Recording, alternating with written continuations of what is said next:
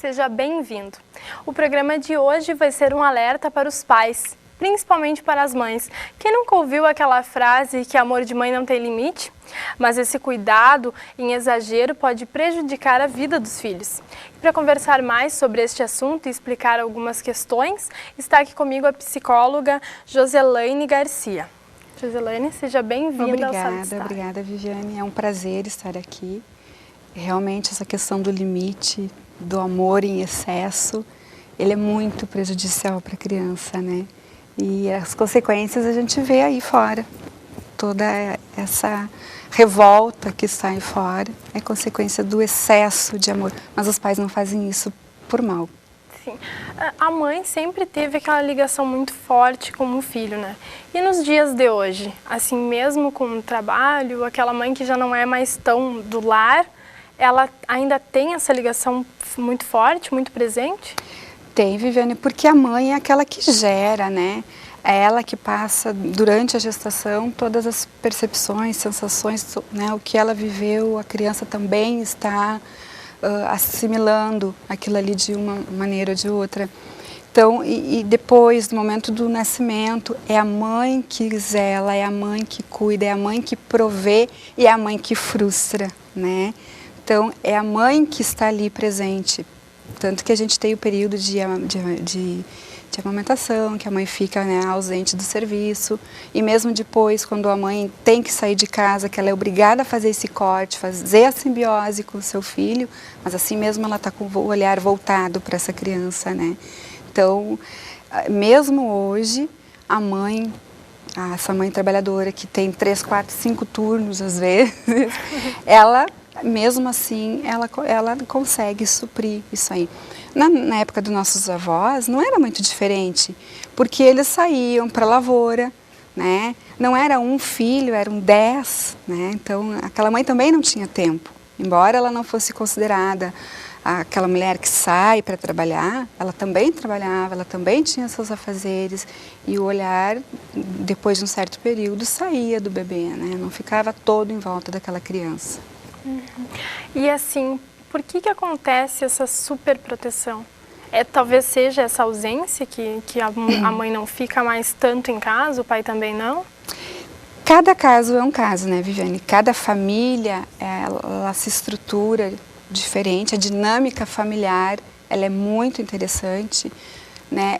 Então, eu posso superproteger meu filho por medos que eu sinto, por carência. Nós temos na questão familiar a transgeracionalidade, né, que é as gerações, o que eu trago das outras gerações, que normalmente ela envolve 3 gerações, né? O filho, o papai e o vovô, né? São as 3 gerações. Então, eu trago, eu reedito e projeto no meu filho conflitos que eu tive lá com meu pai, com a minha mãe, né? E que não foram resolvidos. Então, esses conflitos, esses traumas que eu tive lá, que não foram resolvidos, eu trago para hoje, eu reedito e projeto no meu filho, né? E essas são as causas da superproteção. Só que hoje em dia também nós temos o problema da violência, né? O medo de sequestro, o medo de abuso sexual, o medo de assalto. Meu filho está suscetível a um mundo mais violento, e isso me causa medos, né? Então eu vou lá e boto o meu filho numa redoma de vidro, né? Numa bolha, como a gente diz, e não deixo o meu filho agir nada, eu vou agir por ele.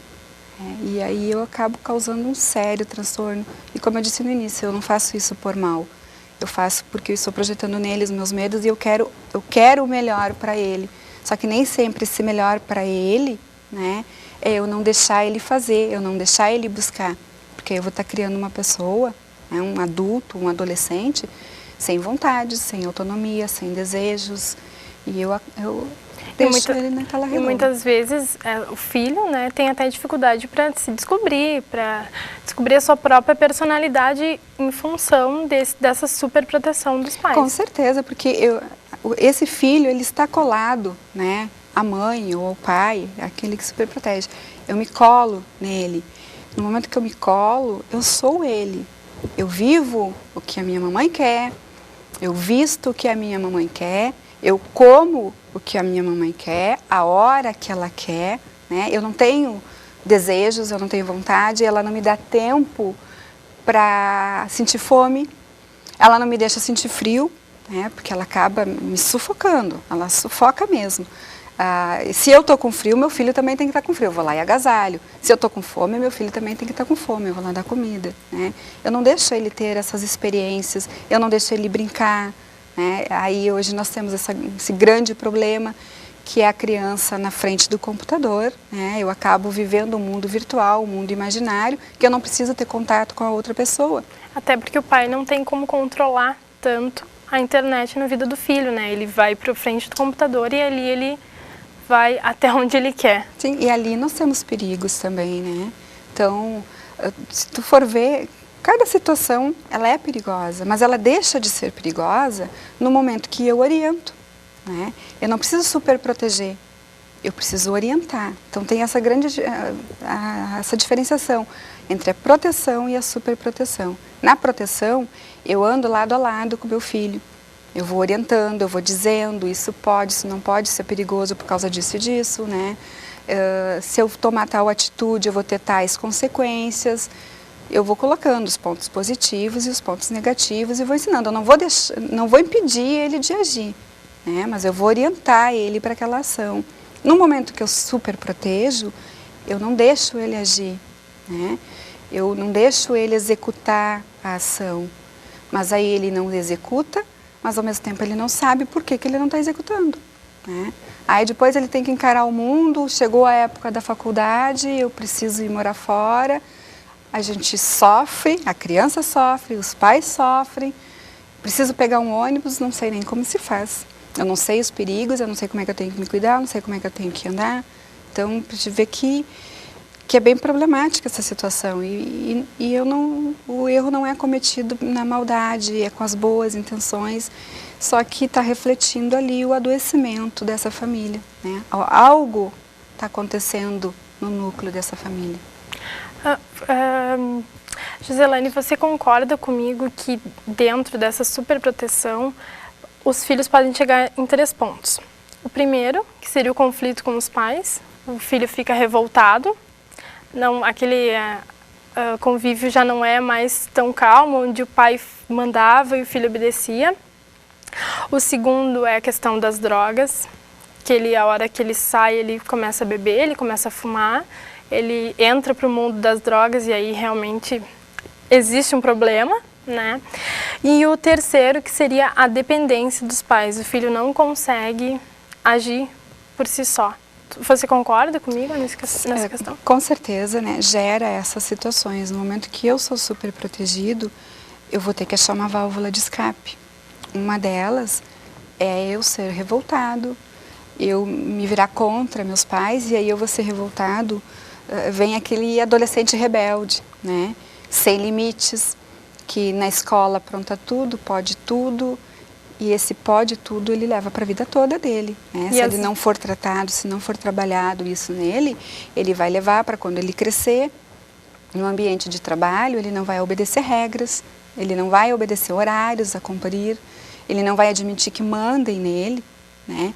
Porque ele viveu sempre nesse círculo. Onde ele era o... Então ele quebrou esse vínculo e aí ele não admite que o mundo mande nele.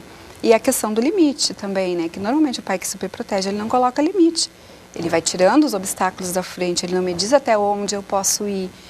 Então, esse príncipezinho, ele vai refletir na vida dele lá fora. Quando ele estiver na adolescência, ele vai ser o revoltado, o rebelde, e com certeza ele vai para as drogas. A grande maioria, né, acabam nas drogas. Eu não tenho limite, eu estou indo. Até que algo me coloque esse limite, né? E muitas vezes a gente acaba até na delinquência. A polícia vai colocar o limite nele, sim, infelizmente. E aí tem aquela outra questão também, que eu me crio um adulto, um adolescente incapaz, né? Sem autonomia, sem autoconfiança, autoestima lá embaixo, porque inconscientemente o pai que superprotege, ele passa para o filho a ideia de que você não pode nada se eu não estiver próximo. Então, você é incapaz de fazer qualquer coisa se eu não estiver próximo de você. Né? Você só consegue se eu estiver junto. Então, tu imagina, a vida inteira eu recebendo inconscientemente essa mensagem, né? O que eu vou me tornar? Nada. Eu não sou nada. Eu não vou conseguir decidir a minha profissão, eu não vou conseguir me relacionar na escola com os meus coleguinhas, eu vou ser uma pessoa super tímida, eu não vou conseguir o contato social, eu não vou conseguir me dar bem no serviço, porque eu não vou conseguir conviver com essas pessoas. Então, vem toda essa questão que vai acabar influenciando, né? No adulto, no adolescente. Até uma certa fase, eles amam, às vezes, a superproteção, porque na superproteção eu tenho o quê? A comidinha na hora, a cama arrumada, eu não faço nada, né? Eu sou o reizinho dentro de casa. Então, até uma certa idade, é beleza. Aí, no momento que eu começo a perceber, é beleza até por ali, né? Porque Sim. inconscientemente ele vai ficando com marcas, né? Com conflitos internos. Mas, conscientemente, para ele, até um certo período, aquilo ali tá bom. Aí ele vai começar realmente a reivindicar a saída dele quando começa aquela questão, eu preciso ir na casa de um coleguinha, o papai e a mamãe não deixam, né? Preciso ir na boate, né, para sair para a noite, papai e a mamãe não deixam, ou vão junto. Que é pior, é horrível, né? Tu chegar num local, ainda tu tem o mico da mãe junto, né? Então tem toda essa questão, daí eu vou começar a me revoltar. Eu quero ir buscar, eu quero ir brincar, eu quero ir lá brincar com as crianças na rua, eu quero brincar de pega-pega, né? E a minha mãe não deixa, eu tô ali dentro daquela redoma de vidro, né? Na bolha, como a gente chama. E quando a gente começa a perceber isso, quando a criança ou a mãe percebe que está super protegendo, ela precisa buscar ajuda, né? Com certeza. Só que normalmente ela não percebe. Porque como ela não faz com maldade, né, a intenção dela é uma proteção, é o cuidar desse filho, né, é o prover ele. Então normalmente ela não se dá conta. Os outros chegam e dizem, às vezes o pai chega e diz, ó, tu tá protegendo demais teu filho, tu não pode fazer isso. Ou o vizinho, deixa ele sair, deixa ele na casa dos amiguinhos, tu tá protegendo demais. Daí ela briga. Não, eu não estou vendo, isso aí é coisa da tua cabeça. Então, é muito difícil ela se dar conta por si só que ela está adoecida, que ela está precisando de ajuda. Né? Uma pouca minoria percebe, mas a grande maioria não. E quando os pais são separados? A criança normalmente mora com a mãe, né? E passa o final de semana com o pai. Daí o pai dá todos os brinquedos, dá todo o amor possível e a criança já não quer mais voltar para a casa da mãe. Ficar com o pai, porque o pai dá toda a atenção. O que fazer nesses momentos? Aí vai a questão do diálogo entre papai e mamãe, né? Porque, é claro, o pai ele só tem 2 dias com a criança, o sábado e o domingo, né? Nesses 2 dias, na cabecinha do papai, eu não vou brigar com meu filho, eu vou deixar que ele faça tudo o que ele quer. Só que é errado, isso não pode. O pai também tem que colocar limites. Se ele for ficar 2 horas com esse filho, e nessas 2 horas o filho for ter uma atitude que não era correta, que ultrapassava os limites, eu tenho que ir lá e corrigir. Dizer para ele, não, isso não pode, isso está errado. Né? Mas claro, para a criança é maravilhoso, o papai me dá tudo, o papai deixa eu fazer tudo o que eu quero e a mamãe é a carrasca. A mamãe é aquela que, como ela fica a semana inteira com essa criança e ela tem a vivência do banho, da aula, do ter que fazer as tarefas, do ter que da alimentação, né, que são horários polêmicos dentro de casa, principalmente banho, tarefa, né, aquele horário de aula. A mamãe tem que cobrar. Não, tu vai para a aula sim, tu vai fazer a tua tarefa, né? A mãe que tem que estar ali fazendo essa cobrança, a mãe que vai estar ali fazendo essa, não digo uma castração, mas frustrando esse filho. E o pai não, o pai só está provendo, né? Só está dando de tudo ali para aquela criança. É lógico que a criança vai querer ir com o papai. Só que no imaginário da criança, se ela for morar com o papai sempre vai ser aquilo ali e o papai nunca vai me cobrar, que nem a mamãe me cobrava. Só que daí eu vou morar com o papai e aí começam os conflitos com o papai. Os papéis se invertem, né?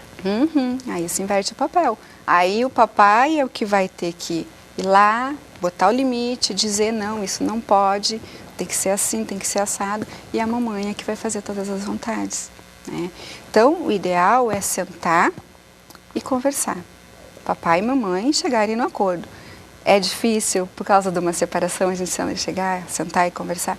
É difícil, tem casal que nem se olham na cara. Mas é um filho que está em jogo. Eu acho que pelo filho vale a pena, às vezes, a gente suportar algumas coisas e entrar num acordo. O diálogo é o melhor negócio nesses assuntos. Eu entrar num acordo, né, que o papai também vai colocar limites, que o papai também vai dizer não, né, que o papai também vai dizer o que posso e o que não posso. Esse seria o ideal, para a criança conseguir crescer mais saudável. E quando o pai ou a mãe se tornam amigos dos filhos? Aí nós temos um grande perigo também, porque às vezes eu posso ser amigo do meu filho, com certeza eu devo ser amigo do meu filho, mas eu não posso esquecer o meu papel de mãe, de chegar ali e cobrar horários, com quem anda, com quem sai. E essa questão da amizade, eu tenho que ver até que ponto vai. Eu vou ser amiga da minha filha, mas ela não vai ser a minha amiga da mesma forma que ela é com a amiguinha dela. Ela não vai chegar e contar para mim, ó mãe, eu transei com fulano, eu fiquei com o Beltrano. É inadmissível isso, né? Até a mamãe escutar. Mas para a amiguinha ela vai contar. Então, tu é amiga? É, mas até um certo limite, né? Até, às vezes, a mãe nem pergunta muito, com quem tu ficou, com quem tu tá, né? Porque tu tá invadindo a privacidade. A criança tem que ter aquele limite, o adolescente tem que ter o limite de privacidade. Eu me abro com o meu amiguinho lá fora. Nem tudo eu vou contar para a mamãe e para o papai, né? Eu vou contar até onde eu acho que eu posso ir. Então, os pais têm que respeitar esse limite de amizade. Eu não posso ser só amigo do meu filho. E é aí que está a confusão. Nessa ânsia de ser amigo do filho, para poder saber o que está acontecendo com ele, eu esqueço o meu papel de pai, eu esqueço o meu papel de mãe. Então, eu posso ter essa amizade, mas eu não posso esquecer o meu papel. Qual é a minha função enquanto mãe? Qual é a minha função enquanto pai? Então, tem que ter bem claro. Sou amigo, mas eu sou pai e eu sou mãe. E esse papel eu não posso esquecer jamais. E quando o filho sai de casa? Vai para a faculdade, ou então até mesmo vai morar com a namorada, vai morar com o namorado. O filho ou a filha, ela projeta nesse companheiro o pai ou a mãe que super protegeu? Dependendo do caso, dependendo da vivência dela, ele acaba projetando na esposa a mãe, né? Eu vinha colado na mamãe, eu não sei agir sem a mamãe. Mamãe fazia tudo para mim. A mamãe me dava comidinha na hora certa, a roupinha, a casa limpinha, tudo arrumadinho. Então, eu saí dali, eu virei um adulto, sem autonomia, né? Eu vou precisar de alguém que me guie. E aí eu vejo na minha namorada, na minha esposa, a mamãe, né? Eu vou projetar na minha esposa essa mamãe. E no momento que ela tiver o filho, ela vai deixar de ser minha esposa, ela vai passar a ser só mamãe. Eu não vejo mais ela enquanto mulher, eu vejo ela enquanto mamãe. A mãe dos meus filhos, minha mamãe, né, inconscientemente. Então, eu acabo projetando nela essa situação.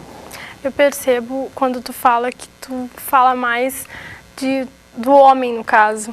Essa ligação é mais forte do homem do que com a mulher com a mãe? Não, os dois casos são iguais. Mas é que o homem, ele é mais ligado à mamãe, né? Ele é criado mais numa redoma, né? A mulher ainda ela é criada para fazer as lidas domésticas, ela aprende a cozinhar, né? E o homem não, ele é mais paparicado realmente pela mamãe. Então, por isso que normalmente quando a gente fala, a gente se refere nessa questão da superproteção maior em cima do homem. Obrigado, Joselaine Garcia, psicóloga. E hoje nós ficamos por aqui. A gente se encontra na próxima semana. Até lá!